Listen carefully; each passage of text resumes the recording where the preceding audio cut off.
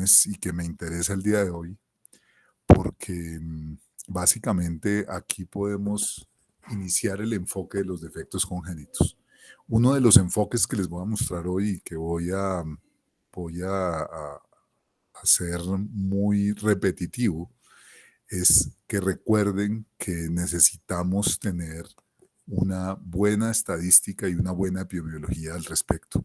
Estas son enfermedades poco frecuentes y por lo tanto aquí sí que va a ser importante poder contabilizar cuántos pacientes existen. Entonces, la primera forma de enfocar los defectos o anomalías congénitas, que vamos a tratarlos en español, los vamos a tratar en general como sinónimos, es dividirlos en dos grandes grupos. Uno son las anomalías o defectos congénitos estructurales, y a eso lo vamos a llamar malformación congénita, y los otros defectos van a ser alteraciones funcionales. La diferencia es básica. Aquí vamos a tener una alteración en la forma de cualquier parte interna o externa del bebé o de la persona, y en esta vamos a tener una alteración funcional sin tener una alteración morfológica. Entonces, por ejemplo, vamos a tener alteraciones en las sensitivas, o sea, la persona no ve o no oye sin tener una alteración estructural, una alteración de la forma. La persona no se puede mover o tenemos un problema metabólico. Por supuesto que algunos defectos congénitos van a tener implicación en ambas áreas, pero esta va a ser una primera clasificación que es muy importante de entender. Y esta clasificación nos va a llevar a que esto es obligatorio notificarlo en Colombia. O sea, eso es muy importante, ese mensaje que tenemos que tener acá. Y a los estudiantes que están empezando, que están llegando a clínica, el mensaje es: por favor, recuerden a sus profesores y a los médicos con los que se están formando, cuando ustedes llegan a un consultorio y encuentran un niño que tiene un defecto congénito, sea estructural o funcional, hay que recordar siempre que hay que notificarlo a nuestro sistema de vigilancia, que es el sistema de Civigila. Y en este concepto de notificación y de vigilancia tenemos otro más, que son las enfermedades raras. Algunos de estos defectos o anomalías congénitas en Colombia son considerados enfermedades raras por el Ministerio de Salud y están efectivamente en el listado de estas enfermedades. Eso va a hacer que los pacientes tengan beneficios cuando se notifican. Entonces, también muy importante pensar que algunos de estos defectos van a ser también enfermedades raras. Voy a tomar como referencia para esta primera parte, ojo, para que estemos claros, me voy a dedicar la primera parte de la sesión a los defectos estructurales, o sea, los defectos de la forma. Y la segunda parte, o una parte mucho más pequeña, a los defectos funcionales y cómo debemos enfrentar este tipo de defectos. Cuando nosotros pensamos en las malformaciones congénitas, tenemos un libro que para nosotros los genetistas se convierte casi que en una de las Biblias antiguas de los libros que tenemos.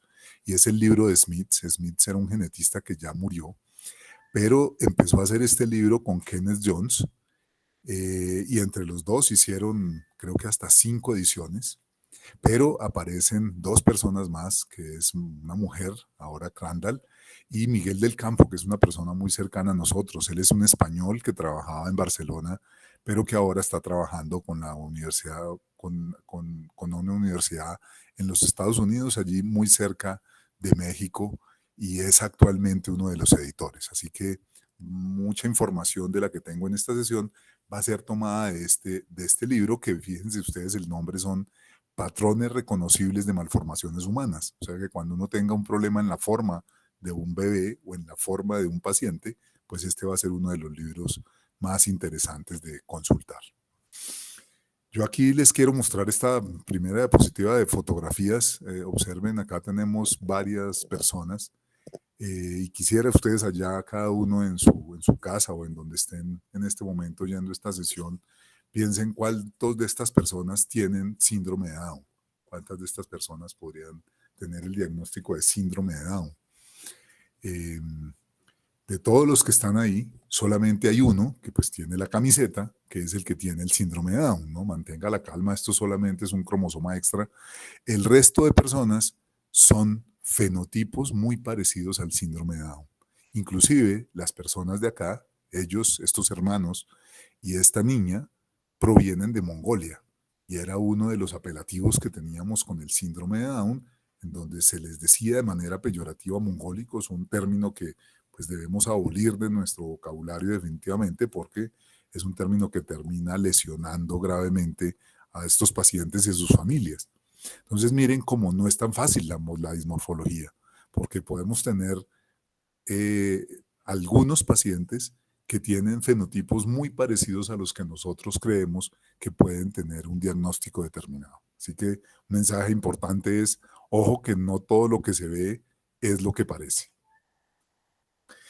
Para empezar, quisiera que dejáramos estos tres conceptos claros.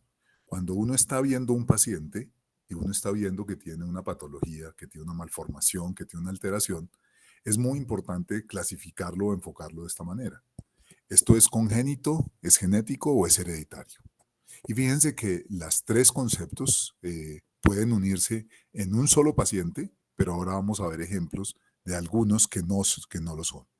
Entonces, congénito es una alteración que está presente al momento del nacimiento, pero yo le agregaría que es fenotipo, o sea que es una alteración fenotípica que está presente al momento de nacimiento.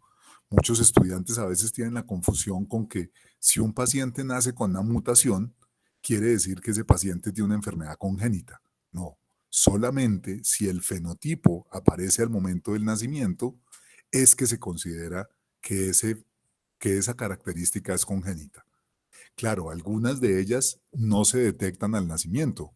Hoy en día ustedes ven la literatura y hay una gran cantidad de manejo de pacientes con cardiopatías congénitas en la edad adulta. Claro que la cardiopatía fue congénita, solo que nadie se la descubrió al momento del nacimiento ni durante los primeros 40 o 50 años de su vida. Entonces, desde que yo pueda demostrar que esa alteración estaba desde el momento del nacimiento, esa alteración fenotípica estaba al momento del nacimiento, es congénita. Pero piensen ustedes, por ejemplo, en una corea de Huntington. Tiene la mutación de la corea, pero ella solo se manifiesta hacia los 40 años de vida. O sea que la corea de Huntington no es congénita. Segundo término, genético. Esta es una alteración fenotípica cuya causa se atribuye a una alteración en la secuencia de los genes o en los cromosomas. O sea que tiene una causa que se puede probar que es genético. Y el tercer concepto tiene que ver con hereditario, que esa va a ser tal vez uno de los elementos más importantes que yo tengo que tener en cuenta cuando estoy hablando con la familia. Porque la pregunta que va a surgir siempre es, bueno, ya me diagnosticó a mi hijo o a mi hermano o a mi mamá, pero ¿y esto qué riesgo hay de que se herede en la familia? ¿Qué riesgo hay de que tengamos otro hijo afectado? ¿O qué riesgo tengo yo que si mi hermano está afectado, yo también tenga esa enfermedad? Así que esa es una de las preguntas más importantes que tenemos que enfrentarnos hoy en día y que tenemos que dar una respuesta clara a nuestros pacientes. Ejemplos de estos para que podamos disecar los tres conceptos. Paciente que nace con una microcefalia secundaria a un Zika. Fíjense que eso es congénito y por eso se llama Zika congénito, pero no es genético ni tampoco se hereda, ¿cierto? Ese sería el típico ejemplo de una alteración teratogénica. O sea que no puedo pensar en que en los hijos de este paciente, si llegara a tenerlos, van a tener alguna alteración relacionada con su problema congénito. Tampoco tengo una causa genética, porque esto fue una infección que dañó las estructuras del sistema nervioso central. La segunda, una fibrosis quística. Fíjense que cumple con las tres. Es congénita, es genética y es hereditaria. Y si pensamos en un síndrome cromosómico como el síndrome de Edwards, es congénito porque van a tener características típicas al nacimiento. Es genético, sí, porque proviene de una trisomía 13, proviene de tener más material genético, pero no es hereditario porque estos niños van a fallecer tempranamente y la probabilidad reproductiva de ellos es muy baja. O sea que miren que habría que ver qué probabilidades reproductivas tiene cada uno de ellos. ¿Cómo enfocar un paciente con un defecto congénito? Entonces, el primer mensaje es clasifíquelo de alguna manera. Y no solamente de alguna manera, sino yo les diría, clasifíquenlo de muchas maneras, porque esa forma de manejar el paciente o de enfocarlo me va a permitir seguramente hallar la causa, poder asesorar adecuadamente al paciente y su familia y, por supuesto, no se olviden del enfoque en salud pública, porque si ustedes, que seguramente van a ir a hacer rotaciones a sitios rurales afuera de la ciudad, encuentran familias o clústeres o grupos de pacientes con una patología, también tienen que pues llamar la atención y dar la alerta de que tenemos un posible clúster, una posible concentración de una enfermedad en una región específica. Vamos entonces a recorrer diferentes formas de enfocar un paciente que tiene malformaciones congénitas. Recuerden siempre que también podríamos tener en cuenta las alteraciones genéticas que tiene. Estamos en el tiempo de los somas o de las somas. Entonces aquí están casi todas las somas que uno puede conocer hoy en día. Observen que ¿dónde hacemos el diagnóstico? ¿Lo hacemos a nivel genotípico o lo hacemos a nivel fenotípico? Lo que generalmente tenemos hoy en día en medicina es un paciente enfrente nuestro. O sea que lo que estamos es haciendo percibir el fenotipo. Por supuesto, vamos a evaluar si necesitamos pedirle un examen genético, que sería el genotipo. Y aquí vienen todas las somas. Esta gráfica me gusta porque parece muy futurista, pero ya la estamos realmente usando en la mayoría de estas somas. Si lo que quiero evaluar es el genoma, pues voy a pedir una prueba de DNA, pero hoy en día no me puedo olvidar que no solamente los cambios en la secuencia son los que van a tener implicaciones en las enfermedades de los pacientes, sino que también vamos a tener una alteración epigenética. Y esa también va a ser muy importante porque lo más interesante de la epigenética es que además se transmite a las siguientes generaciones. O sea, son cambios no en la secuencia, sino cambios bioquímicos que se heredan. Y hoy en día nosotros en la consulta de genética podemos pedir un epigenoma inclusive, o podemos pedir marcas epigenéticas en diferentes genes. Eso se va a convertir en el RNA y por lo tanto aquí está toda la transcriptómica, que hoy en día ya empezamos a darnos cuenta que el RNA se está convirtiendo en una de nuestras herramientas terapéuticas más poderosas, RNA de interferencia, RNA de genes que corrigen alteraciones funcionales, eh, y eso, por supuesto, empieza a ser muy interesante. Y luego ya veremos las implicaciones fenotípicas, o sea que podemos ver el paciente desde la proteómica, pedimos muchas proteínas nosotros en medicina, ¿no es cierto? En química sanguínea, en química urinaria. Luego viene la metabolómica, hoy en día también se puede pedir metabolomas, estas son todas las vías metabólicas que existen. La fluxómica, que es cómo los iones atraviesan la membrana de un lado a otro, todavía no tenemos exámenes, por lo menos de rutina para pedir, y al final lo que vamos a tener es el fenotipo. O sea que no podemos olvidar que lo que estamos viendo en el paciente hace parte de una cantidad de pasos que se dieron desde el inicio y en el fondo esto también lo podemos llamar la fisiopatología. O sea que yo tengo que explicar la alteración que tiene el paciente desde todo el concepto de las ómicas. Esta gráfica las voy a traer directamente del libro del Smith, porque son las gráficas de las últimas ediciones que tienen cambios muy interesantes sobre las anteriores. Entonces, cuando yo tengo una alteración de la forma, ¿cómo debo clasificarla? Vamos a clasificarla según el tipo de problema que yo tengo en la generación de la forma. Entonces, miren que tengo aquí 4 posibles alteraciones de la forma. La primera, tengo una malformación, o sea que el tejido quedó pobremente formado. Pero fíjense que los autores del libro del Smith le adicionaron este O.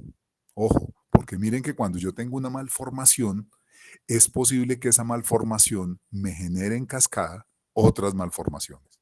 Entonces, aquí viene otro mensaje para estudiantes y todos los que están oyéndonos que son clínicos. Por favor, cuando ustedes encuentren una malformación en un bebé o en un adulto o en un adolescente, siempre lo que tienen que buscar es que no tenga otras malformaciones. O sea, que tengo que ser más acucioso en el examen físico, porque fíjense que en todas me van a hablar de secuencias. O sea que cuando yo encuentro un paciente que tiene un labio y paladar hendido, tengo que buscarle otras anomalías. Cuando yo encuentro un paciente que tiene una cardiopatía congénita, No puedo entonces ahora clasificarlo del paciente de la cardiopatía o el cardiópata. Muchas veces le dicen a uno, vamos a ver el paciente de cardiopatía de la 522.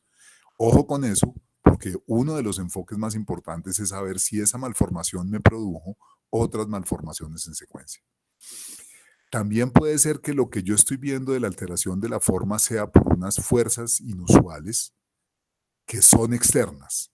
O sea que aquí lo que voy a tener es una deformación. Y esa deformación sí que me puede generar otra secuencia de deformaciones. O lo que puede estar sucediendo es que todo venía bien, pero algo hizo que en el proceso se generara una disrupción. Y eso me va a generar entonces una alteración de la forma. O puede ser que el tejido o las células del tejido estén alterada su organización. Y a eso lo vamos a llamar entonces una displasia. Vamos a ver con más detalle cada una de ellas para que queden claramente entendidas. Pero el libro de Smith va más allá y hace algo muy interesante, y es que nos mezcla las clasificaciones. Aquí está deformación, disrupción y displasia, pero nos dice, uy, ojo que una cosa es que un paciente tenga una sola malformación localizada, ¿no es cierto? Una sola, o que tenga múltiples. Ahí yo tengo que pensar entonces qué está sucediendo. Si yo tengo múltiples malformaciones, lo que puedo estar configurando es un cuadro de un síndrome polimalformativo. Si yo tengo algunas malformaciones o una malformación que me explica las demás en cascada, podría tener una secuencia de malformaciones. Y si no puedo explicarlas de ninguna de las dos maneras, entonces podría pensar en una asociación malformativa. Fíjense que aquí empezamos a mezclar dos enfoques. El enfoque de la causa del problema, la naturaleza del problema, con la agrupación de esas malformaciones, cómo puedo yo definirlas como síndrome, secuencia o asociación. Miremoslo en detalle. Esta es una gráfica que está en muchos libros. Esta tal vez es uno de los que está mejor dibujados. Eh, Miren cómo me representa la concepción en la línea izquierda y el nacimiento. Lo normal es este cuadrado. O sea, esto quiere decir que los genes están completamente normales. No tengo ninguna alteración genética y si todo transcurre bien durante el embarazo, al nacimiento voy a tener un niño normal. No tiene ninguna alteración de la forma. ¿Qué pasa en la malformación? Ya no tengo un cuadrado, tengo un triángulo. O sea, yo aquí lo que tengo es una alteración genética que puede ser de un solo gen o que puede ser de un grupo de genes, oligogénico, cuando son menos de 5, o multigénico, cuando son más de 5.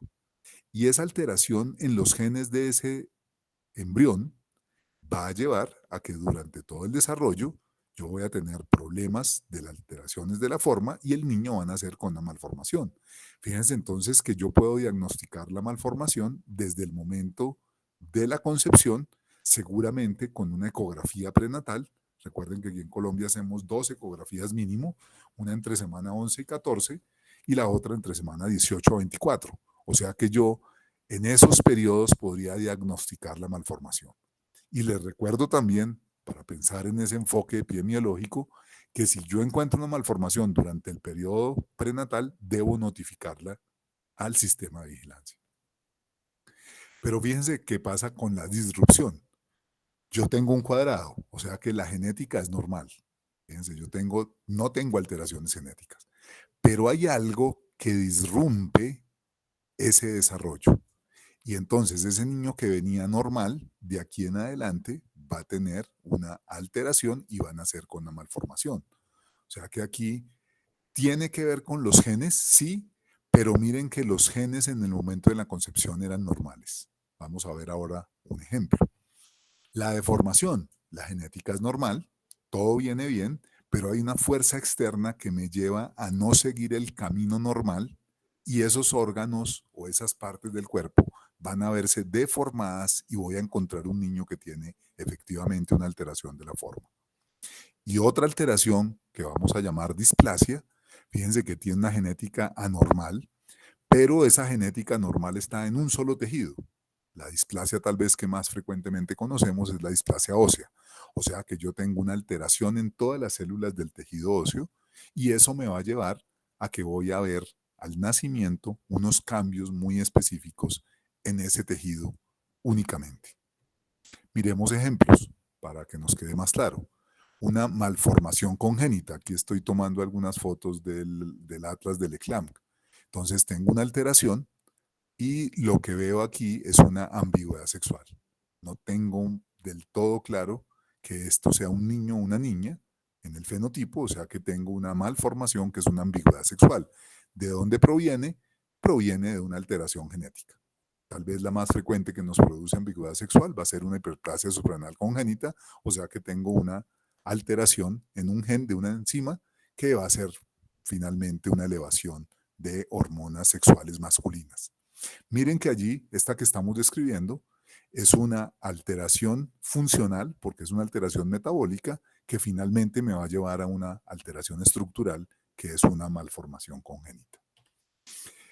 Pero la más frecuente, o el pie equinovaro, ¿no? Es tal vez la malformación más frecuente es la cardiopatía congénita, según el sistema de vigilancia. Cuando un sistema de vigilancia es moderno, tiene infraestructura, la malformación más frecuente va a ser cardiopatía congénita. Pero en sistemas de vigilancia de países en vías de desarrollo o de países que no tengan o de sistemas que no tengan alta tecnología, la más frecuente se compite entre el pie equinovaro y la polidactilia. Fíjense que acá lo que voy a tener es una deformación. ¿Qué me puede haber producido esta alteración en la forma? Muy seguramente tener poco líquido amniótico. Entonces miren que no tengo nada genético, todo va bien, pero voy a encontrar que hay una fuerza extrema que me cambia la formación de estas estructuras y por lo tanto voy a tener un bebé con el pie equinovaro. Es muy importante entender que la mayoría de pies equinovaros van a ser secundarios a deformaciones, pero esto también podría provenir de una alteración en corteza motora o en los nervios del niño, así que va a ser muy importante definir de dónde proviene. Otra foto que la tiene el libro del Smith es un niño que fue fecundado en el epiplón, o sea, es un embarazo extrauterino. El espermatozoide tomó el óvulo y lo fecundó fuera de la trompa, la placenta se pegó al epiplón y este embarazo extrauterino tiene una alteración de la forma muy importante. Este niño nace muerto, pero fíjense que no tiene nada que con la genética, sino es porque no estaba en el útero con el líquido amniótico que necesitaba y por lo tanto no va a tener la forma adecuada. La disrupción. El típico caso de la disrupción son las bandas amnióticas. Miren cómo la genética era normal, pero en un momento de la vida intrauterina se produce este cierre con las bandas amnióticas y de ahí en adelante se va a producir una cascada de alteraciones. ¿Por qué la llamamos disrupción y no deformación? Porque los genes que por lo menos generan los miembros se activan en cascada y por lo tanto van a tener problema para activar las formas normales. Miren cómo este pie no queda formado de manera normal y aquí tenemos una amputación completa del pie. Este artículo que publicamos hace unos años con la doctora Olaya y la doctora Gordillo me gustó mucho porque uno siempre ve las bandas amnióticas y le dicen, vea las bandas de constricción, pero nunca ve la banda. Mientras que aquí logramos, con la doctora Oloya, que es patóloga, lograron ver cómo el niño estaba amarrado con las bandas amnióticas. ¿Sí? Entonces ven ustedes allí las bandas que son básicamente una parte colágeno, es una estructura de colágeno que está enredando al niño y que hace esta banda que ya uno no ve al momento del nacimiento. Entonces, esa sería una alteración disruptiva, me cambia la forma sin ninguna alteración genética. Y la otra, que es clásica, las displasias óseas. Ahí ven ustedes una displasia campomélica, fue una descrita hace unos años por nosotros, en donde ven la forma del fémur, que se decía antes que tenía forma de teléfono. Esta es una de las típicas anacronismos que tenemos hoy en día, porque ya pues una persona que uno le diga que esto tiene forma de teléfono no va a entender nada, pero era de teléfono antiguo, ¿no? Entonces lo que tenemos aquí es una displasia esquelética, porque el tejido esquelético es el que está alterado, los otros tejidos son normales y eso finalmente me va a traer el encurvamiento que estamos viendo aquí en estos pacientes en sus miembros inferiores. Como todo en medicina es difícil, porque entonces, claro, cuando uno ve una malformación solita y después le asocia un gen, pues bueno, todo es muy fácil. Pero el problema es que una malformación me puede generar una disrupción que me puede generar luego una deformación. Y tal vez uno de los ejemplos clásicos será esto en el fondo no es una Adams Oliver, no es otra cosa que una banda amniótica muy, muy temprana.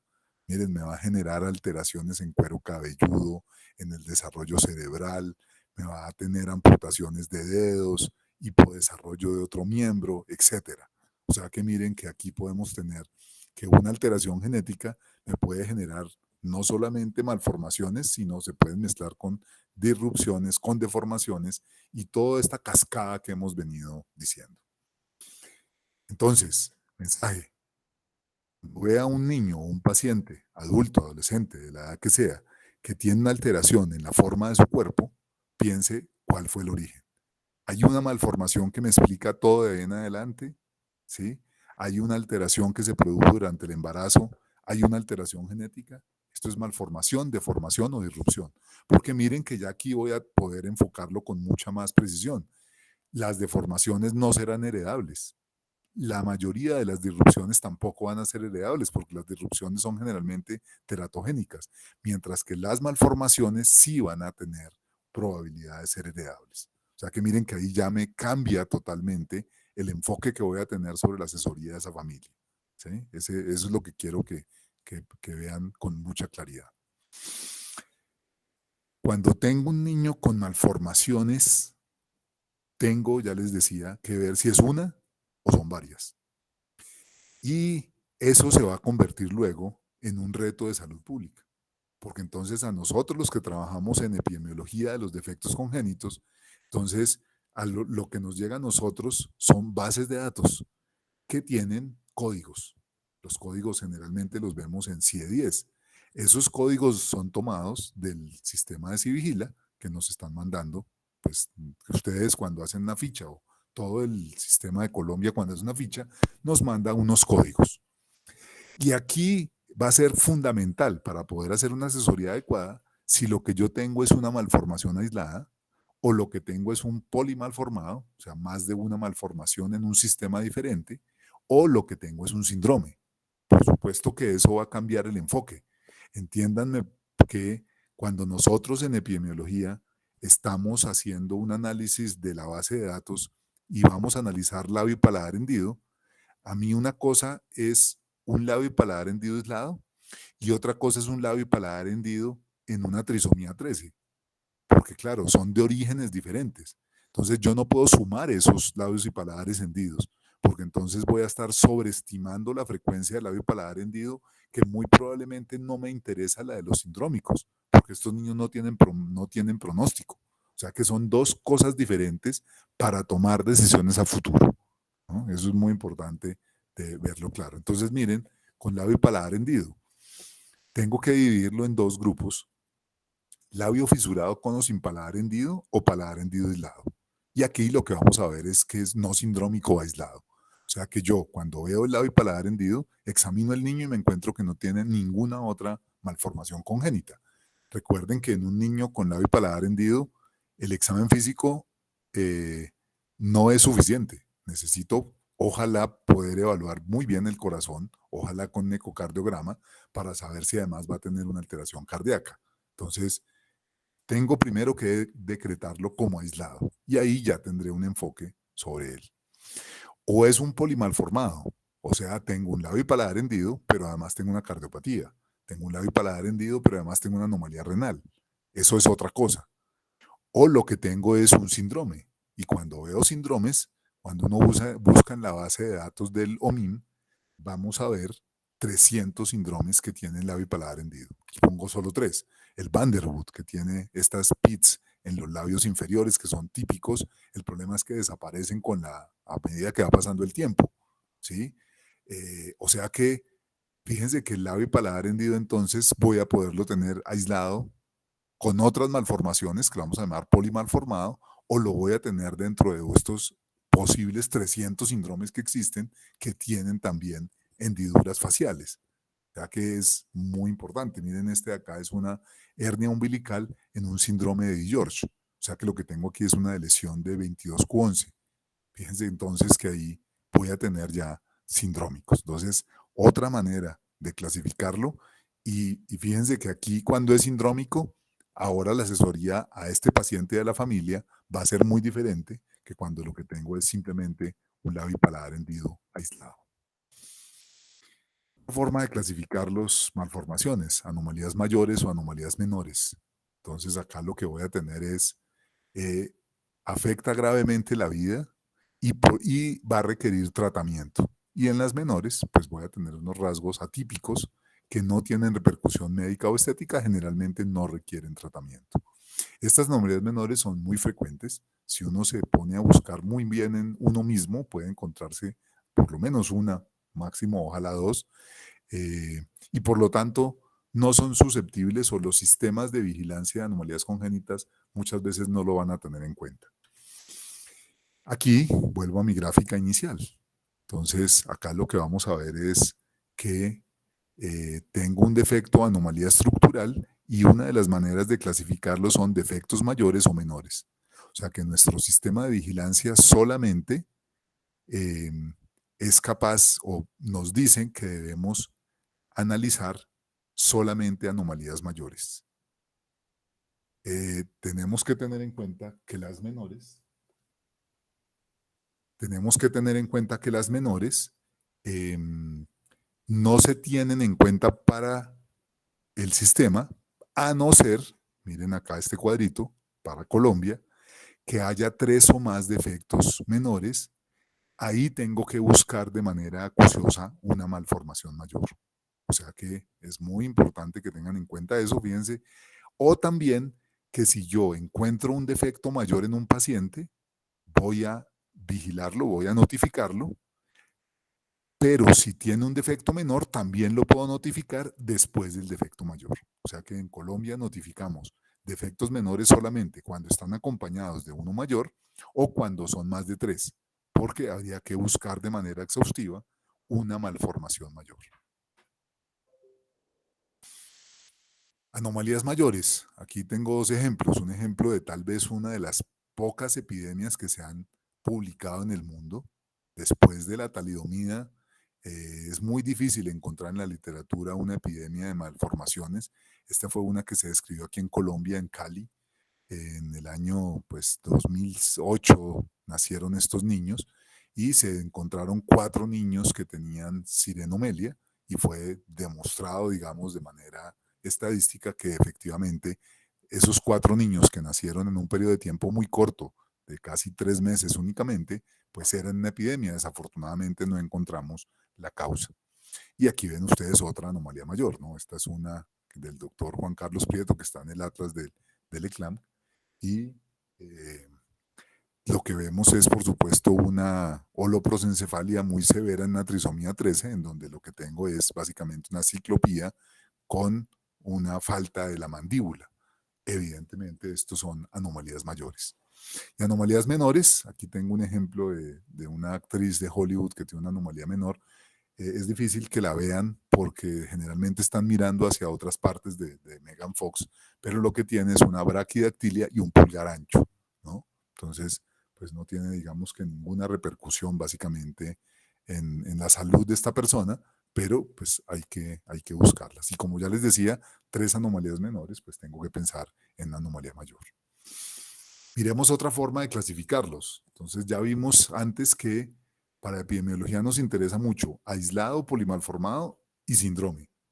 Pero cuando vemos que tenemos múltiples malformaciones, también tendríamos otra manera de enfocarlo. O esto es un síndrome, por ejemplo el Turner, tiene una causa, o las malformaciones que estoy viendo son producto de una sola malformación, pero que en secuencia me genera muchas otras, o esto es un tema de ignorancia médica, en el fondo. Pues básicamente una asociación es malformaciones múltiples que aparecen con mayor frecuencia que lo que uno espera en la población general. O sea, no sabemos qué las causa, pero el típico ejemplo será el Bacter. Entonces, cuando estamos pensando en síndromes, pues ahí uno de los síndromes va a ser el síndrome de Down, ¿no es cierto? Vamos a pedirle a este paciente un cariotipo y vamos a ver cómo tiene un cromosoma 21 extra. Y la causa de todas sus cambios morfológicos, cara plana, frente abombada, las fisuras palpebrales inclinadas hacia abajo, etcétera, van a ser secundarias a la causa, que es la trisomía 21. en una secuencia. Por ejemplo, agenesia renal nos va a generar que él no produce orina, por lo tanto tengo un oligohidramnios, por lo tanto no desarrollo el pulmón, yo voy a tener una hipoplasia pulmonar severa. Ese oligohidramnios me va a llevar a que no tiene cómo nadar en líquido amniótico y va a quedar pegado a las paredes uterinas y por lo tanto va a tener un feto comprimido, y ese feto comprimido va a tener unas fases alteradas, como si estuviera pegado totalmente a la pared uterina, voy a tener una posición anormal y voy a tener además una presentación de nalgas, porque como lo que hace que el bebé se ponga de presentación cefálica es la cabeza pesa más, este niño en poco líquido amniótico no va a poder flotar y no va a poder cambiar de posición ni de presentación. Y al final lo que vamos a tener es un niño con múltiples malformaciones, pero todas secundarias a la agenesia renal. Entonces, aquí puse dos fotos, una foto muy antigua, y no es fácil conseguir fotos de niños con síndrome de Potter porque es tal vez uno de los que más se está viendo interrupciones voluntarias del embarazo, porque lo diagnostican con relativa facilidad. Fíjense que para mí, si el enfoque mío es un enfoque epidemiológico, yo aquí tengo una sola malformación, que fue la agenesia renal bilateral. ¿Sí? Las otras malformaciones de hipoplasia pulmonar, posición anormal o las fases alteradas o la alteración en los miembros, que seguramente va a tener un pie equinovaro muy severo, esas son todas secundarias a la agenesia renal. O sea que yo aquí no tengo que aumentarle la frecuencia al pie equinovaro, sino que solamente describiría la agenesia renal. Eso es muy importante entender. Otro ejemplo típico es un mielomeningocele. Le encuentro pie equinovaro y le encuentro hidrocefalia. Si yo le pongo las tres malformaciones, voy a estar sobreestimando la hidrocefalia, porque esa hidrocefalia no es otra hidrocefalia más, sino es una hidrocefalia secundaria al mielomeningocele. Y ahí hemos tenido problemas porque algunas veces nos mandan que hay una epidemia de hidrocefalia cuando lo que están haciendo es juntando hidrocefalias de diferentes etiologías. Entonces, fíjense, por eso es tan importante disecar cuáles son las causas de cada una de estos defectos congénitos. Y cuando vemos este, que es la asociación Bacter, este tal vez es uno de los problemas diagnósticos importantes que podemos tener actualmente en genética, y es un Bacter con solo dos características, ¿no? Ahí tienen mucho miedo de definir si es un Bacter o no. Ojalá tenga tres o más, porque ahí ya nos deja muy tranquilos. Va a tener anomalías vertebrales, la típica es una hemivértebra, atresia anal, ¿no? Que puede ser una atresia completa, pero ojo que puede ser una atresia alta, cardiopatía congénita, la fístula traqueoesofágica tal vez es de las más patognomónicas de que estamos ante un Bacter cuando se junta con alguna de estas otras cinco, la displasia renal, que siempre, radial, perdón, no renal, que siempre la vamos a ver, por supuesto, al lado del pulgar, y otros, la L que le pusieron, que son las alteraciones en miembros, que son estas alteraciones radiales. Entonces, fíjense que aquí no tenemos causa por ahora, se han hecho muchos trabajos y están buscando algunos genes asociados con Bacter y ya tenemos algunos modelos animales que nos pueden dar la explicación genética específica a este, pero por ahora la seguimos considerando como una asociación, que son varias malformaciones congénitas que están juntas más frecuentemente que lo que uno espera por azar en la población general. Y aquí recordarles a todos que es importante saber los códigos de la clasificación internacional de enfermedades, porque para todos los usamos y en Colombia sí que más, ¿no? Recuerden que cualquier atención en Colombia que se haga debe inmediatamente que estar reportada con un código CIE-10, porque eso es lo que, así cobramos las cosas, las atenciones, y así sabemos qué pacientes tenemos. Por favor, el mensaje aquí con los códigos CIE-10 es: ayúdenos a utilizar los códigos más específicos posibles. La gente se aprende los códigos frecuentes en su consulta, en su especialidad, y se aprende otro código que es muy útil, que es muy útil, creen ellos, que es el otras no especificadas, ¿no? Ese es un código que para nosotros los que trabajamos en salud pública es mortal, porque la mayoría de veces cuando hacemos estadística, primera causa de cualquier cosa es otras no especificadas. Y es muy triste porque entonces, por supuesto que no vamos a poder saber los perfiles epidemiológicos de las patologías. Pero la dismorfología tiene muchos retos hoy en día, porque nos empiezan a aparecer cosas que ya no son tan fáciles de explicar. Acá tengo un artículo que nos muestra los fenotipos de una patología que para nosotros es muy interesante, que es la insensibilidad a los andrógenos. Tenemos, se llama la feminiscencia testicular o el síndrome de Reifenstein. Aquí lo que tengo es una mutación del receptor de testosterona. Pero miren lo interesante. Si yo trato de enfocar este paciente desde el fenotipo, miren cómo tengo fenotipos muy diversos, todos de ambigüedad, uno menos ambiguos que otros, pero todos de ambigüedad, y cada uno depende de la mutación en el gen. Esto lo llamamos heterogeneidad alélica. Mismo gen, mutación en el mismo gen, pero diferentes mutaciones, o sea, diferentes alelos, diferentes variantes que me producen diferentes fenotipos. O sea que aquí yo tengo, la causa es la misma para todos, pero el fenotipo va a ser diferente. Y eso, por supuesto, me va a traer un problema que tengo que solucionar y la solución va a ser un diagnóstico bioquímico, un diagnóstico molecular. Este me encanta porque miren ustedes, antes todos los genetistas soñábamos con tener nuestro propio síndrome. Y aquí tenemos, por supuesto, en Colombia, el doctor Yunis tiene su propio síndrome, tiene el síndrome de Yunis, ¿no es cierto? Y todos quisiéramos tener nuestro síndrome. Pues miren que aquí habían todas estas personas, Smith, Fineman y Meyers, generaron el síndrome con sus apellidos, o Carpenter-Waziri, o Jumber-Marsidi, etcétera, etcétera.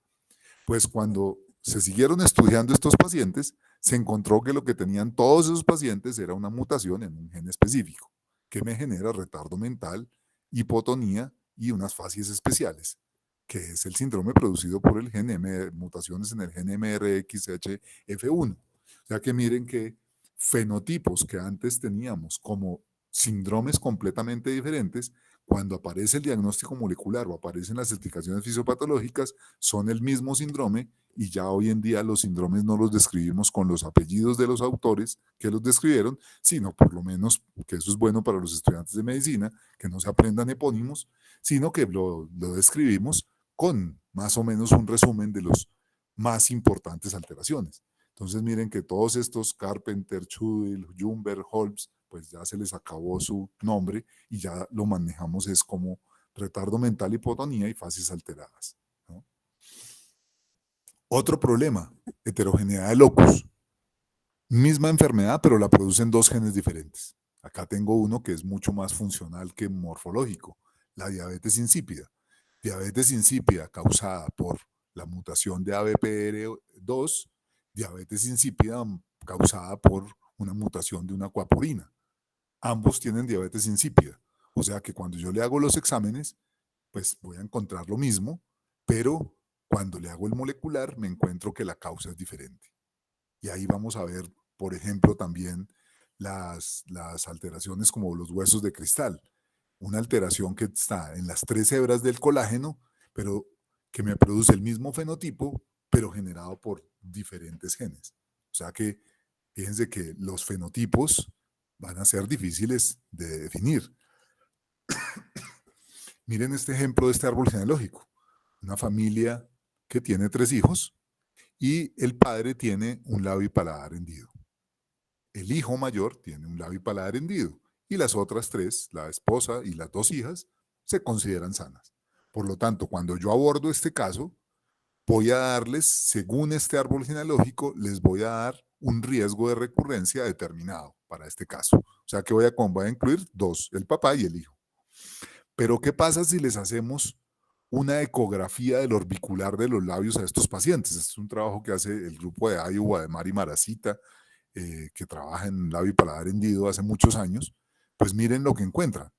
Encuentran que la mamá, aunque no tiene hendidura visible, tiene un defecto en el orbicular de los labios. O sea, el orbicular de los labios tiene un defecto en donde tiene una limitación, no es completo. Y cuando le hacen el mismo examen a esta hija menor, también lo encuentran. Miren la diferencia en la asesoría genética, porque ya no tengo afectado padre e hijo, sino que tengo padres con fenotipos alterados y 2 hijos también. ¿Qué llamamos a esto? Un subfenotipo. O sea que es muy posible que la tecnología nos permita encontrar cambios fenotípicos mucho más pequeños que nos cambien la forma de ver las familias y que nos cambien, por lo tanto, las asesorías. O sea que es muy importante enfrentar a los pacientes y utilizar todas las herramientas diagnósticas que tenemos, porque cuando empezamos a precisar los fenotipos, podemos entonces encontrar nuevas alteraciones. Soluciones, bueno, diversas. Aquí tenemos una que tenemos nosotros con la Secretaría de Salud, el ECLAM, la Universidad Javeriana. Este es el Atlas del ECLAM. Lo pueden encontrar en la dirección de atlaseclam.org. Ahí pueden ustedes buscar las malformaciones y cómo se clasifican y ver fotografías. También tenemos a Preverdec aquí con la Secretaría de Salud de Bogotá, donde ustedes pueden ver la frecuencia en Bogotá y Cali de los defectos congénitos. Y nuevas propuestas es esta que se llama, muy interesante, le han puesto un nombre Next Generation Phenotyping, o sea, la fenotipificación de nueva generación. Necesitamos fenotipificar mucho mejor a nuestros pacientes. Cuando yo estoy hablando de un paciente que tiene un fototipo, o sea, el color de la piel tal, yo debería cuantificarlo. Cuando estoy hablando realmente de un acortamiento en un dedo, yo debería realmente tener una fenotipificación muy específica. Herramientas de fenotipificación hoy en día, Face2Gene, por ejemplo, una herramienta para celulares que está empezando a tener una funcionalidad muy interesante, en donde está hecha para médicos, por supuesto, no es para pacientes ni para uno andarle tomando fotos a la gente en la calle. Acá tengo un ejemplo de un paciente que tomé pues, una foto de un niño con un síndrome de Down, obviamente, y que cuando yo lo cargo en el programa me dicen, mire, tiene una altísima probabilidad por Gestalt, o sea, comparación de fenotipos, de ser un síndrome de Down.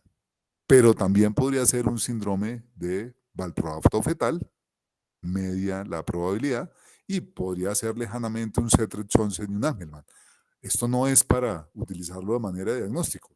Tengo primero que hacer todo el análisis, pero al final, cuando tengo dudas, puedo utilizar este tipo de herramientas para poderlo definir. Y miren que él me ayuda además porque yo puedo decirle qué otras características fenotípicas tiene y eso me va a mejorar también la sensibilidad del programa. Problemas. Corrieron aquí por ejemplo están las mucopolisacaridosis, facies toscas. Encontramos en un congreso hace unos años, metieron los pacientes con mucopolisacaridosis, pero eran mexicanos. Curiosamente, el programa no dijo que tenían mucopolisacaridosis. ¿Por qué? Porque eran mexicanos. O sea que la fisionomía étnica también tiene su implicación. Así que empezaron a cargar fotografías. Uno en este programa uno puede mandar las fotografías de los pacientes de uno a la base de datos y cuando empezaron a cargar fotografías de mucopolisacaridosis mexicanas, ahí ya empezó a encontrar otros pacientes que tenían esto. Problemas de la fotografía, esto cada vez va disminuyendo más, ¿no? Ahora que tenemos cámaras en los celulares que son mejores o parecidas a las cámaras costosas que teníamos antes, esto cada vez está disminuyendo, pero por supuesto la alineación y a qué distancia tomo la fotografía y con qué características también puede cambiar la forma como el programa intenta llegar a un diagnóstico probable. Y para terminar, miremos la parte funcional. Entonces, ahora ya no tengo una alteración estructural, tengo una alteración funcional, la mayoría de ellas van a ser enfermedades raras y por supuesto aquí el enfoque va a ser muy diferente, tengo varias maneras de diagnosticarlos. Uno de ellos es tamizaje, ¿no? Evidentemente, si hay pacientes que nacen sin fenotipo, pero que yo puedo con una prueba barata, como por ejemplo hipotiroidismo o PKU, pues fenilcetonuria, tomar una muestra en sangre al momento del nacimiento y diagnosticarlo y eso le va a cambiar la vida, pues debo hacerlo. Entonces miremos un poquito, para terminar, el tema de los test genéticos. ¿A quién se lo debo hacer? ¿Solo cuando hay historia familiar? ¿Será que nos metemos en esto? ¿Hacemos un screening masivo de genes a todos los recién nacidos? ¿A todos los que van a tener hijos? Esto lo llamamos premarital, pero debe ser algo así como preconcepcional, ¿no es cierto? No nos interesa si se van a casar o no, sino si van a tener un hijo entre ellos. O le hago un test también genético ocupacional. Yo no quiero que el que va a ser un conductor de bus escolar tenga una enfermedad neurológica degenerativa, ¿no? ¿Puedo yo limitar la entrada o a un piloto de avión de vuelos transoceánicos a personas que tienen mutaciones que podrían asociarse con alteraciones neurológicas? ¿No? Y todavía otro problema que tenemos hoy en día. le hacemos un test a enfermedades que no existe tratamiento, le decimos a la persona que lo va a tener. Entonces, Nombre, pero no sé si la conozco. ahí tenemos que tomar Fue una directora de decisión. la Escuela de Instrumentación. Ahí tenemos, gracias. Esta gráfica es tal vez una de las que me parece más esclarecedora para todos, sobre todo para los estudiantes. Miren que tengo dos niveles. Un nivel de evalúo una sola base o evalúo todo el genoma. Y el otro nivel es el de la resolución. ¿Tengo una muy baja resolución o tengo una altísima resolución? Entonces miren lo que pasa. ¿Qué es un cariotipo? Esto es un cariotipo, miren, un bandeo G. Un bandeo G no es otra cosa que una prueba genómica completa. Cuando yo miro el microscopio y veo los 46 cromosomas o los 47 o los que sean, estoy viendo todo el genoma, o sea que realmente es una prueba genómica. Pero la resolución es muy baja. Yo no puedo ver allí una mutación para diagnosticarle a un paciente una fibrosis quística. Entonces, miren que la prueba de cariotipo es una prueba genómica total, pero de muy baja resolución.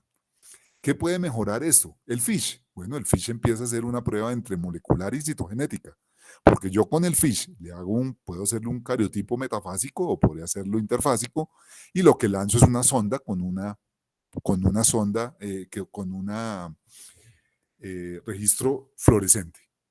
Por lo tanto, ya no voy a ver todo el genoma porque las ondas yo no se las lanzo a todo aunque pueda ser un fish completo y con inclusive colorear cada cromosoma de un solo color, pero la resolución sigue siendo baja. ¿Me sirve para ver qué? Que me falta o me sobra un brazo completo o un cromosoma completo. Claro, cuando yo tengo una alteración en una técnica de muy baja resolución, pero que veo la alteración, por supuesto que la alteración va a ser muy grave. Evidentemente, si me sobra un cromosoma 18, pues va a ser muy grave. Si me falta un brazo corto del 5, pues voy a tener un cri du chat. Va a ser un fenotipo muy grave, una enfermedad grave. Ahora miremos una hibridación genómica comparativa. Lo que estoy haciendo es esto es genómico porque le estoy haciendo a todos los cromosomas, pero tengo una baja resolución.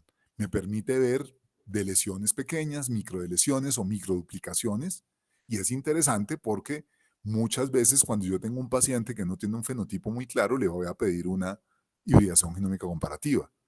También puedo ahora empezar a pedir un MLPA. Hoy en día, cuando yo tengo un paciente que sospecho un DiGeorge, que sospecho una lesión de 22q11, prefiero una MLPA, un FISH, porque a veces tengo unas lesiones que son atípicas. Y el FISH me marca que sí tengo la región Q11, pero en el MLPA me dice, uy, tengo una lesión atípica. Entonces miren que los exámenes que tenemos de citogenética muy seguramente van a continuar durante mucho tiempo porque los exámenes que son capaces de evaluarme la parte molecular a veces no me lo resuelven y a veces lo llamamos inclusive los cientistas devolvernos. Pedimos una secuenciación y después termino pidiendo un cariotipo, que supuestamente uno debería empezar con un cariotipo y después seguir una secuenciación, pero muchas veces el cariotipo nos empieza a dar información interesante. Porque, por ejemplo, las técnicas de secuenciación no me encuentran alteraciones como una translocación balanceada, porque entonces no me sobra ni me falta información, así que no va a encontrar nada, inclusive ni la hibridación genómica comparativa. Y aquí vemos entonces, yo puedo pedir una variante, yo quiero que me digan si tiene delta F508 en fibrosis quística, puedo pedir una prueba de un solo gen, puedo pedir ya un panel, esto lo estamos haciendo, es tal vez lo que más estamos haciendo ahorita, puedo pedirle un exoma completo, es otra prueba que un genetista hoy en día que haga consulta rutinaria debe estar pidiendo unos 2 o 3 exomas a la semana, ¿sí? Lo más interesante del sistema de salud colombiano es que todo lo que ustedes ven en la pantalla lo podemos pedir y lo paga el sistema de salud. Eso no pasa en otros países muy cercanos y tampoco pasa en países desarrollados, ¿no? Tienen muchas restricciones, muchas barreras para hacer este tipo de examen. O puedo pedir un genoma completo. Y aquí en Colombia, insisto, también pedimos a veces genomas completos. Pues rara vez, pero también se pueden pedir. O sea que miren que esta me da la visión completa de lo que yo quiero. Y es tan importante saber que a una síndrome de Down no le puedo pedir un exoma, le debo pedir un cariotipo, como que a un paciente que tiene una enfermedad molecular, una enfermedad mutacional, genética pura, yo no le voy a pedir un cariotipo porque no voy a ver nada. Entonces ahí están los niveles para poder enfocar también qué examen le debo pedir al paciente. Y así ha sido la historia. Antes pedíamos secuenciación de un gen específico, si no está la mutación le pedíamos otro, y eso se demoraba años. Hoy en día realmente pedimos paneles o pedimos exomas o podemos pedir inclusive hasta genomas. Y cada vez nos proporcionan mejores paneles, ¿no? Aquí ven ustedes un panel de cáncer, tiene 84 genes y tenemos paneles de 150 genes y de 250 genes que son muy interesantes. Allí habría que ver es qué tanta profundidad y qué tanta precisión pueden tener estos en cuanto al análisis. Y de ahí salen estas preguntas. ¿Y por qué más bien no le hacemos exoma a los recién nacidos? Los que han trabajado en la unidad de recién nacidos, el típico paciente con hipoglicemia que es refractaria, que nada le sirve, el paciente que tiene, no come, está irritable y no sabemos qué tiene, entonces empecemos a hacerle la secuencia de exámenes para ver si tiene un error innato del metabolismo y pídale una cromatografía de gases y dónde me la autorizan y quién me la pide y quién me la hace y que la muestra no quedó bien tomada, etcétera. ¿Por qué más bien no le hacemos un exoma de una vez? Aquí tenemos estudios ya, hay ya bastante experiencia de hacer exoma al paciente que entra a cuidado intensivo neonatal, por ejemplo. Y eso miren cómo nos resuelve una gran cantidad de patologías, sobre todo metabólicas, a los pocos días, sin necesidad de hacer toda la otra parafernalia de exámenes. Eso puede ser interesante, ¿no es cierto? A todos los recién nacidos, ¿no sería que eso nos disminuye la odisea? Salvaríamos muchas vidas, pero ¿y qué hacemos con los genes accionables? ¿Qué hacemos con que me salga un BRCA positivo? ¿Qué hacemos con que me pueda encontrar una neurodegenerativa cuando yo no la estoy buscando o una enfermedad que va a dar más adelante? Preguntas complejas que nos tenemos que resolver antes. Y para terminar, ya son las 7 en punto. Conclusiones. Por favor, para todos, cuando vean un paciente, clasifíquenlo según los diferentes enfoques que hemos visto. ¿Tiene anomalías mayores o menores? ¿Será producto de una secuencia? ¿Será un síndrome? ¿Es una anomalía aislada o tiene otras malformaciones? ¿Sí? Fíjense, esa clasificación es muy importante. Solo tengo una anomalía que me causó una secuencia y me causó las otras. ¿A qué se debe esto? ¿Es una alteración cromosómica? Le pido un cariotipo. ¿Es genética o es multifactorial? Ahí pediré otros exámenes. Recuerden las asesorías pre-test. Ojo que los exámenes de genética no se piden como un parcial de orina o un cuadro hemático. Tengo que explicarle al paciente qué impacto va a tener en la familia, que ese examen que se está haciendo él, qué resultados va a tener y que podría tener implicaciones en otros familiares. Y por favor no se olviden que tenemos un sistema de vigilancia y que cada vez que encontramos un paciente con anomalía congénita, con un defecto congénito, debemos notificarlo al sistema de vigilancia de defectos congénitos si tiene menos de un año o al sistema de vigilancia de enfermedades raras si tiene más de un año y está dentro del listado de las enfermedades raras. Muchas gracias, quedo atento a comentarios o aportes o preguntas. No sé, según lo tengan ustedes previsto. Y nuevamente agradezco al semillero por la invitación esta noche. Muchísimas gracias, doctor Cervantes, supremamente útil e interesante. Si tenemos alguna pregunta, pueden ponerla por el chat o ya voy dando la palabra a las personas que están levantando la mano. Entonces, un segundo, por favor. Viviana Andrea González, adelante, por favor. Doctor, muchas gracias por la charla. Yo quería preguntar, ahora nos recomiendan en control prenatal reportar las anomalías congénitas que son sospechas ecográficas. Eso no cambiaría la estadística, digamos, de lo que se maneja en cuanto a patologías, porque muchas sospechas ecográficas, digamos que no siempre terminan siendo tan precisas como se cree, no siempre terminan siendo alteraciones únicas. Puede ser que te venían con anomalías múltiples y no fueron diagnosticadas todas, sino la principal que se logró ver. ¿Hasta qué punto ese reporte en prenatal es tan funcional? Bueno, le cuento. Ese es uno de nuestros indicadores que tenemos que mejorar en todo el país, pero que Bogotá como Secretaría de Salud está trabajando. Eh, la, el diagnóstico prenatal de defectos congénitos actualmente en Bogotá está en el 35%. Eso quiere decir que cuando uno llena la ficha 215 y le pregunta a la mamá, mamá, ¿a usted le dijeron que el bebé traía una cardiopatía congénita en el embarazo? el 35% dice sí, me dijeron en el embarazo. ¿Cuántas notificaciones tenemos? Estamos llegando a 14% más o menos. Deberían ser las mismas. ¿Por qué? Porque los ginecólogos o radiólogos o quien hace la ecografía prenatal no lo está notificando. El instituto es taxativo en que cuando yo encuentro una sospecha de un defecto congénito durante la ecografía prenatal, principalmente en la ecografía entre 18 y 24, cuyo objetivo es ese, describir cada una de las partes del bebé, debo notificarla inmediatamente. ¿Por qué? Porque si yo lo notifico, en Bogotá, por ejemplo, tenemos, y aquí está presente las personas de la Secretaría de Salud que hacen ese trabajo, nosotros empezamos a seguir a esa mamá para que tenga la menor cantidad de barreras de acceso y para que podamos llegar al mejor desenlace posible.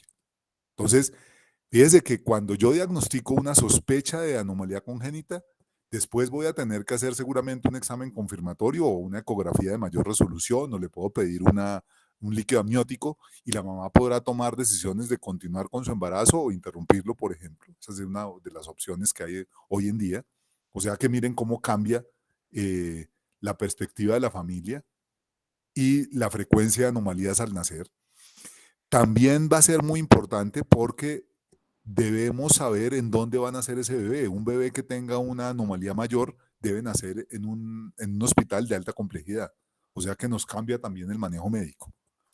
Pero es fundamental, y lo que usted señala que podría ser un problema porque podríamos sobreestimar las malformaciones, porque no estamos diagnosticándolas. No, realmente lo que esto hacemos en el sistema de vigilancia es que cuando el niño nace tengo que hacer un ajuste para confirmar o descartar la malformación que me detectaron al nacimiento o para complementarla, porque usted lo dice muy bien, Viviana, es posible que yo esté encontrando solo la cardiopatía, pero cuando nace además tiene un labio y paladar hendido.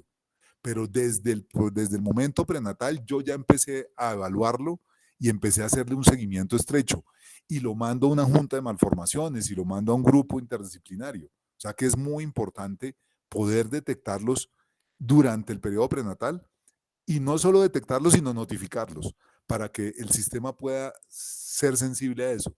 Y como le digo, en Bogotá sí que es más importante porque en Bogotá tenemos 2 personas dedicadas a llamar a toda notificación prenatal que haya y empezamos a hacerle seguimiento a esos pacientes. ¿Y qué pasó? Y ya le hicieron el ecocardiograma fetal o ya le hicieron la resonancia nuclear magnética fetal.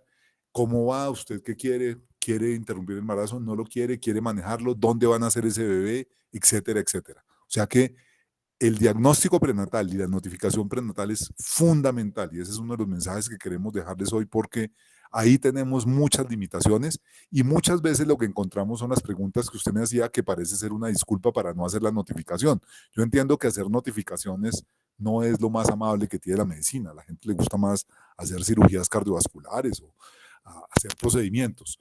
La notificación siempre se ve como qué jartera otra ficha que tengo que llenar, pero el mensaje es fundamental para todo el sistema y fíjense que cuando aquí en Bogotá alguien hace una ficha de notificación, va a haber un grupo de personas que vamos a estar detrás de esas familias para brindarles la mejor atención posible para que todo salga de la mejor manera según la decisión que tome esa familia.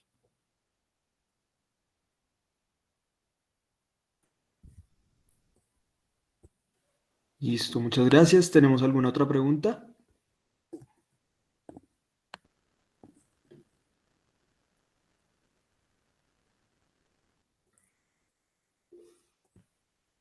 Sí, adelante, Wilson.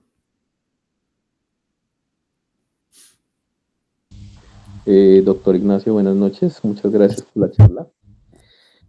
Yo soy nefrólogo de adultos. En la nefrología de adultos tenemos un problema absolutamente no reconocido de genética renal que estamos empezando a ver en estudios de secuenciación de exoma o genoma completo, por supuesto en otros países. Creo que me atrevo a decir que en Colombia la principal causa de enfermedad renal realmente no es la diabetes, es la causa desconocida. Y en ese nicho de causa desconocida, sabemos hoy que hay un gran número de pacientes que pueden tener causa genética. Y el problema en los renales adultos Es que el compromiso sindromático muchas veces no está. Tenemos Alpor, que no tiene compromiso sindromático de Alpor, sino solo enfermedad renal. Tenemos anormalidades en el gen del síndrome uña patela, pero en algunas variantes que solo dan enfermedad renal, y así podría seguir con otros ejemplos. Em, la pregunta, yo estoy seguro que a ustedes los genetistas no les llega mucho adulto para exploración de enfermedad genética porque es algo supremamente mal reconocido por nosotros los clínicos. Pero ¿usted cree que los paneles todavía tienen algún lugar fuerte? Lo pregunto porque hay paneles muy direccionados a panel para síndrome nefrótico, panel para enfermedad quística, pero hay pacientes que desafortunadamente no, y muchos, que no tienen un escenario sindromático tan específico. Entonces, no sé si usted ve posible seguir con los paneles como primera línea o cree que hay una cabida para empezar de entrada con secuenciación o estudio del genoma o exoma. Doctor Suárez, usted está poniendo la punta del iceberg. Usted no se imagina lo que uno piensa cuando ve hipertensión arterial, cortes de hipertensión arterial gigantescas, o ve pacientes con enfermedad cardiovascular ha tenido un infarto o 2 infartos. Es increíble cómo estos pacientes no les hacen por lo menos un panel. Yo ahora veo pacientes 2 infartos y cuando les veo la medicación que tienen, la prescripción que tienen, no tienen la prescripción para poner la LDL en 30, que es lo que se necesita hoy en día a un paciente de alto riesgo. No lo manejan como cualquier infarto. Ahí tenemos, creo que, un cambio de mentalidad que es muy importante en lo que usted está diciendo. Viene un tema que es fundamental y es el costo de estas pruebas. Pero el costo ha venido bajando tanto que hoy ya nos preguntamos si es mejor empezar con Nexoma. Nosotros hoy en día, y ahí creo que en eso los que somos especialistas siempre les decimos a nuestros residentes, no, usted tiene que ir en orden, o sea, usted no le puede pedir el examen más costoso al paciente, sino usted primero lo examina, le hace una buena historia, luego le pide parcial de orina y bueno, en nefrología, digamos, va avanzando en las pruebas renales que le pide. Y solo al final le pediría una secuenciación de exoma. Yo hoy en día empiezo a dudar ese enfoque. Yo creo que el enfoque hoy en día, muy seguramente, como les mostraba en esa unidad de recién nacidos, va a ser arranque por el exoma. De ahí en adelante nos devolvemos, ¿sí? O sea, esa sería la primera línea. Y en lo que usted nos está diciendo es clarísimo. O sea, pacientes que estamos clasificándolos con una patología relativamente específica, que no sabemos qué diagnóstico tienen, pero que si les hacemos un exoma, seguramente que vamos a encontrar esa causa. Estamos haciendo un artículo y vamos a presentar ahorita algunos resultados en un congreso sobre la demora en el diagnóstico de enfermedad de huérfanas en Bogotá. Promedio, casi 6 años. Pero cuando juntamos las enfermedades más frecuentes, el promedio en que empezaron los síntomas y se diagnosticó, 10 años. 10 años, es una cosa absurda. O sea, lo que usted nos está diciendo, doctor Suárez, es absolutamente claro. Si el precio sigue bajando realmente, y ojo con que inclusive hoy puede ser costo efectivo. O sea, esos pacientes que yo duro 5 años tratando de diagnosticarlos, van al nefrólogo, van al neurólogo, van al genetista, terminan el psiquiatra siempre porque terminan diciendo, no, lo que está es con un problema mental, ¿no? O sea, esto de consultar tanto, lo que pasa es que es hipocondriaco. Pasan por todo el mundo, nos gastamos un poco de plata, digo, el sistema de salud gasta un poco de dinero, el paciente y la familia se siente maltratado, angustiado y nunca llega un diagnóstico cuando un exoma nos hubiera resuelto eso al principio. Entonces, inclusive con el precio hoy en día del exoma está demostrando ser costo efectivo más allá de los paneles. Por supuesto que si uno tiene una clínica específica, creo que el panel me da la precisión. Sobre todo, doctor Suárez, ahí quiero hacer una diferenciación aquí que tenemos estudiantes, es el panel tiene mayor profundidad que generalmente la profundidad del exoma. O sea, la profundidad tiene que ver con las veces que me evalúan cada posición genética, cada letra. Si me lo evalúan 50 veces es una cosa y si me lo evalúan 150 es otra cosa. Eso lo llamamos profundidad. Entonces, cuando yo pido un exoma, estoy teniendo generalmente en todos los genes que me evalúan una poca profundidad, mientras que si yo pido un panel, voy a tener una profundidad mayor en los genes que yo estoy testeando.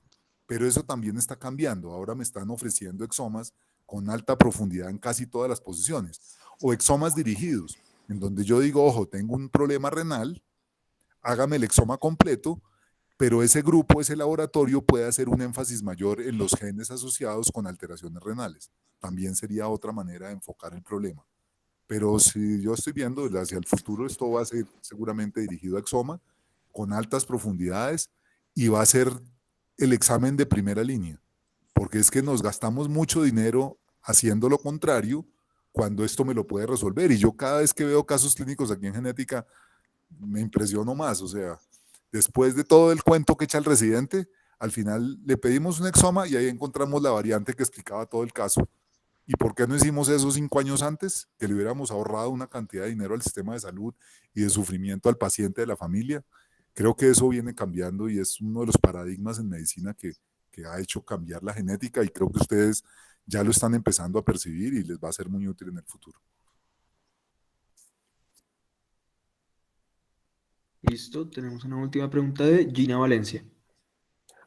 Pues es como aprovechar el comentario que estaba haciendo, bueno, buenas noches, aprovechar el comentario que está haciendo el doctor Sarante acerca de pues, la demora en 6 años de diagnóstico de enfermedades huérfanas. Yo soy pediatra y trabajo con niños, pero digamos, de ciertas comunidades vulnerables, y uno se encuentra con pacientes que, a pesar de que se haga la ruta, por ejemplo, ahorita tengo el caso de un paciente que, a pesar de que se le hizo la ruta, se le abre, se reporta el caso por el sistema de referencia y contrarreferencia de Secretaría de Salud, se mandan correos a la EPS, uno no encuentra respuestas. Un niño, por ejemplo, de 6 años, con un diagnóstico de una osteogénesis imperfecta y con un diagnóstico de síndrome de Ehlers-Danlos a la vez, y que solo ahora que tiene 6 años, después de haber tenido múltiples luxaciones, onfalocele y cantidad de entidades, solo apenas ahora viene a decir, vamos a hacer una junta médica, y llevan meses y meses esperando, y a pesar de los esfuerzos que uno hace dentro de Secretaría de Salud, es sumamente complicado o no encontrar una respuesta de parte de las EPS, y la cantidad de barreras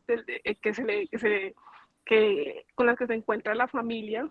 Entonces, pues era como un comentario, sobre todo pues porque una espera de 6 años de poder hacerle un diagnóstico a un niño que tenía evidencia de que algo raro pasaba. Tal vez uno no sepa a qué es exactamente con tantos síndromes que hay, pero uno decir, con toda la historia clínica que tiene ese niño de folletos y folletos, decir, bueno, hay algo raro con este chiquito, porque no lo mandamos a genética, o porque no miramos esto o aquello.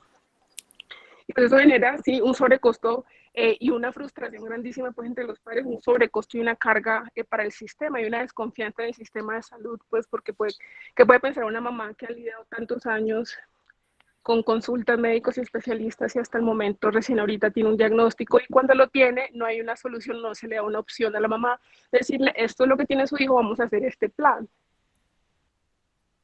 Doctora, no lo ha podido escribir usted con mejor precisión, está clarísimo. Esa es una de las, se llama odisea diagnóstica, y es un sufrimiento permanente que estamos viendo. Hay falta de recursos, evidentemente, hay falta de especialistas, ¿no? En genética producimos pocos genetistas, afortunadamente ya tenemos 3 facultades que están sacando genetistas aquí en Colombia.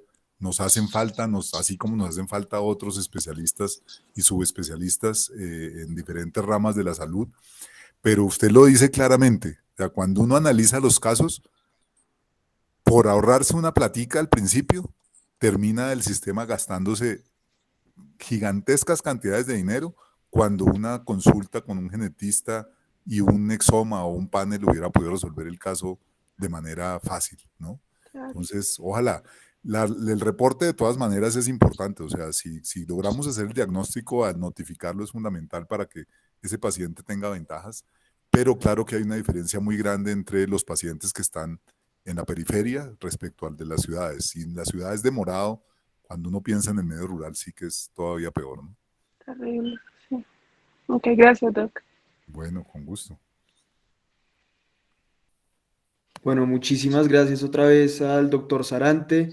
Una charla muy útil, muy interesante. Le agradecemos de parte de la Universidad Nacional, de MB Geek, siempre invitado a participar de nuestras charlas.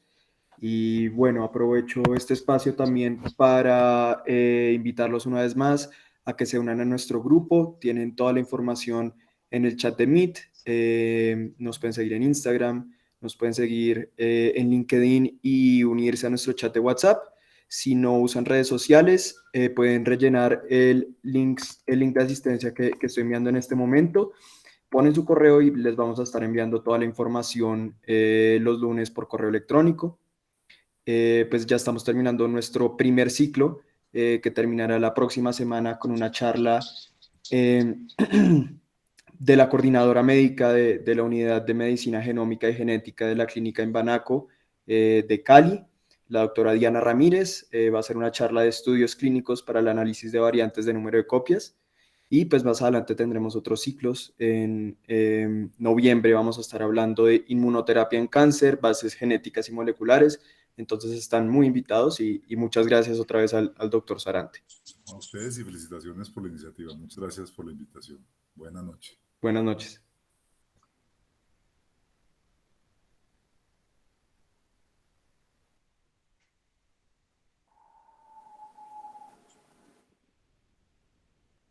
Juan, detén la grabación.